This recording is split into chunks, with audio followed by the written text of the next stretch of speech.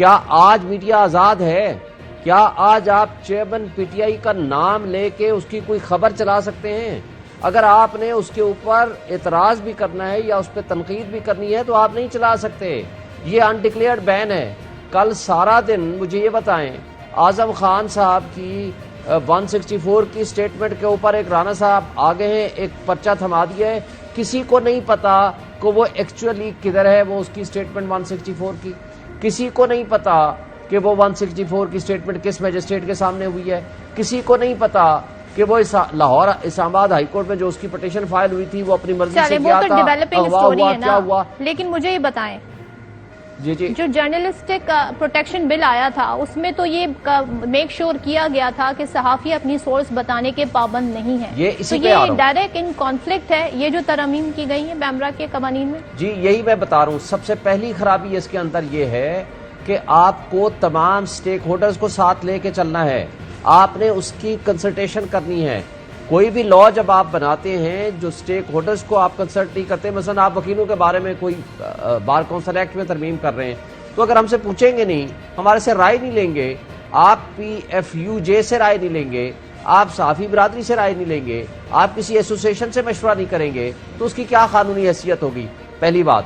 دوسرا پرابلم یہ ہے کہ دیکھیں انڈکلیئرڈ اتنی خرابیاں ہونے کے باوجود جب آپ یہ ایک مس انفارمیشن اور ڈس انفارمیشن والی بات پہ آپ فرض کرو ہم آ جاتے ہیں. ہم تو اس کو اچھا سمجھتے ہیں کہ اچھی بات ہے کہ مس انفارمیشن اور ڈس انفارمیشن نہیں ہونی چاہیے، لیکن اس کو ڈٹرمن کون کرے گا؟ آپ کو اسی بات پہ کل اٹھا لیں گے کہ بتا دیں کہ آپ کے پاس یہ اتھینٹسٹی تھی. اگر تھی آپ کہتے ہو ہاں جی تھی، وہ کہیں گے سورس لاؤ. آپ کہو گے میرے پاس تو سورس جو ہے میں اس کو ڈکلیئر نہیں کر سکتا، کل مجھے کون خبر دے گا، یہ تو مجھے پروٹیکشن ہے. وہ کہیں گے نہیں نیا قانون آ گیا ہے، آپ نے اپنی اس کی اتھینٹسٹی ثابت کرنی ہے. اس کی اتھینٹسٹی جب آپ ثابت کرو گے آپ نہ ادھر ہو نہ ادھر ہو. اچھا ایک دفعہ تو آپ اٹھا لیے جاؤ گے، دھر لیے جاؤ گے، سائڈ لائن ہو جاؤ گے، آف ایئر ہو جاؤ گے، اس کے بعد ثابت کرتے رہو. جائیں آپ مقدمات میں، جائیں آپ ثابت کریں.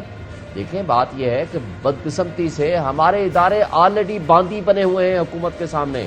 یہ تو اس وقت کی پوزیشن ہے، لیکن اگر یہ قانون بن جاتا ہے تو اس قانون کے بعد جو میڈیا کا واقعی کو پازیٹیو رول ہے تو اس میڈیا کو پابند کرنا ہے تاکہ اس کی اتنی سینسرشپ ہو جائے کہ وہ اپنی روزگار کے چکر میں پڑ جائیں، وہ کوئی آزادانہ آواز نہ اٹھا سکیں. تو اس لیے میں نہیں سمجھتا کہ آپ نے آخری دن جاتے ہوئے آخری 2 ہفتوں میں آپ نے یہ قانون بنانا ہے. اگر آپ کو فرض کرو بہت شوق تھا میڈیا کی آزادی یا ڈس انفارمیشن سے بچنے کا، آپ کے پاس بڑا ٹائم تھا، 15 مہینے تھے.